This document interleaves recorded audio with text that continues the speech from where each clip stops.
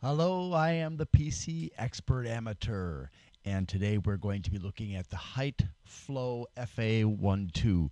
This is hard to find, and it's currently, as far as I know, the only fan that they have on the market. I think they also use it in their cases, I should say. So I thought, hey, I saw it at Micro Center, and the price was decent, so I picked it up and let's take a look at it. This is a no frills looking fan. It doesn't have any LEDs, and this is what it looks like.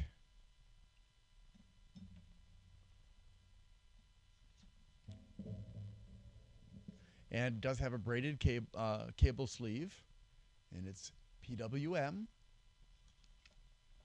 So let's go ahead and also let's not. Oh, very important. This is one of the few that I've seen that actually, instead of having corner cushions, has hole cushions. And so there's silicone lining the holes for the screws. You can see that right there. And in my mind, as long as those protrude enough so that the case isn't against the frame of the fan and all the vibrations are going into the silicone, that vibration problem isn't going to be transferred from the fan and into the case and thus create extraneous noises. Now, ideally, they should have used a the whole cushion plus the fan's corners being covered, because that absolutely eliminates the problem of vibration transfer, because a lot of people are going to really tighten it down to the point that even with it sticking out like a millimeter here on each side, it's still going to hit the case, or touch the case, I should say. So let's go ahead and listen to it, see what it's see what's going on with it. It does have a couple of a certification, two certifications, Underwriter Laboratories and CE. But let's see what is going on with this fan as far as noise is concerned. They don't give very much information about it on the box.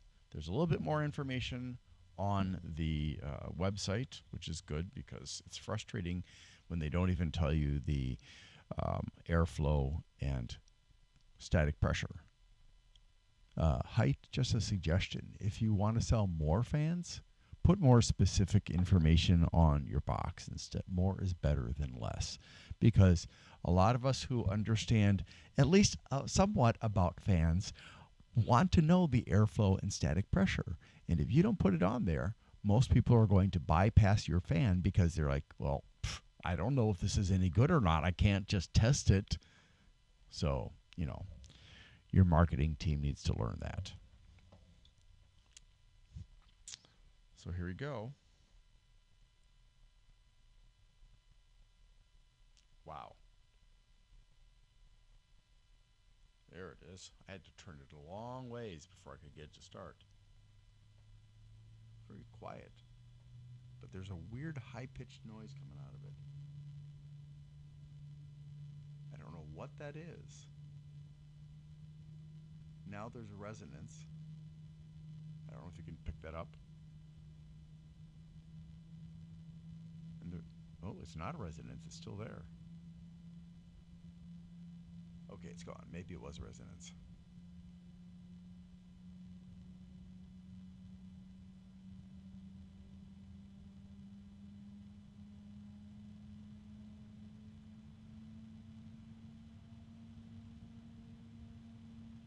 Really noisy. So I think this is a fairly high pressure fan, but we're going to have to take a look to find out. But first, let's compare this one to the Noctua NF A12 by 25.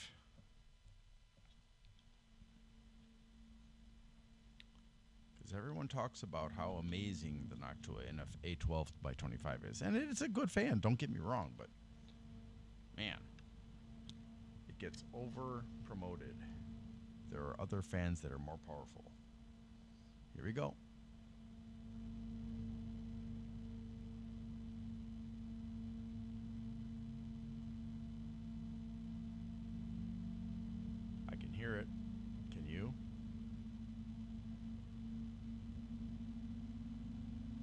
high pitches coming out.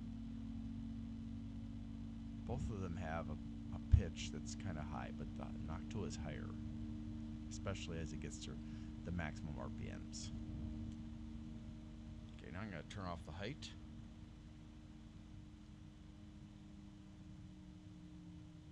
So overall, I would say that the Noctua is quieter, but it does have that piercing high pitch that cuts through the noise.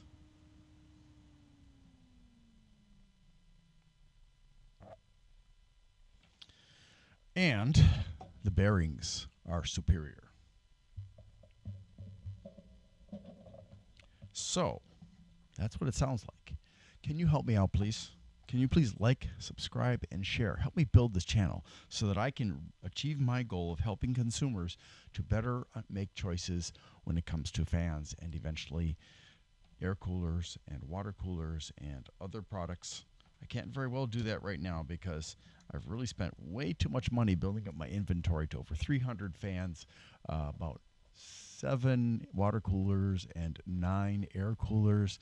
So literally I have put thousands of dollars into my inventory, and this, I've got less than 30 subscribers at this point, and so I really need some help so that I can really make this into a channel that is earning enough money that I can maybe get a video editor, maybe I can get somebody who is an expert in other areas of computing where they might be able to do like testing of SSDs and more technical things, CPUs and GPUs that I don't currently have enough knowledge about to do a good job at. RAM also. And, I could eventually learn everything I needed to know, but it would be nice if I could, my channel could provide that information to you. But I can't do that this time. And I need to make sure that the person that I bring on board is going to agree with me about not being corrupted by companies and not accepting golden samples and stuff. So it's a little bit complicated. But I will always try to be ethical and not be influenced by vendors and manufacturers. So I greatly appreciate your assistance. Thanks so much. Let's move on to the statistics. Okay, so the Height Flow FA12 fan-height-001 is the other name for it. And it is black with gray and frame and, black frame and light gray fan blades. It's a $25 fan. So it's not exactly cheap, except for the fact that it's a 3-pack. So actually, it's very cheap. We're talking about a little bit more than $8 a fan. That's a good deal. And it does come with a splitter. It also comes with a little, what do you call it? It's like silicone package to keep the contents dry, which I rarely see inside of fan packaging. And don't worry about the red. That just indicates that although I showed a quantity of 1, that's the package that I ordered a 1 of, and it's got 3 in it, and that's noted in my description for me to remember. The red helps me to remember it's not actually 1 quantity. Okay, it has 3 certifications. I don't know why I put a comma after that UL thing. UL E516027 and the CE. So it's got 2 made in China, standard 120x25 measurements. And then I had trouble finding any information on the lifespan, and the warranty is 3 years versus 6 years for Noctua. And let's see here, 180 grams versus the 200 of the Noctua. Neither of them have any LEDs. Both of them have 9 blades, standard mounting hole distance. And then there's 1500 versus 2000 RPMs for the Noctua. And it didn't even list the variants. Airflow was 72 CFM, cubic feet per minute.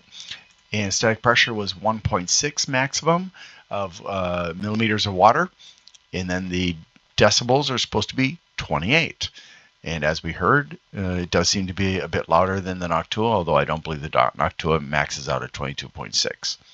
So that probably means that the ASUS and the height don't max out at 28 and 29 respectively.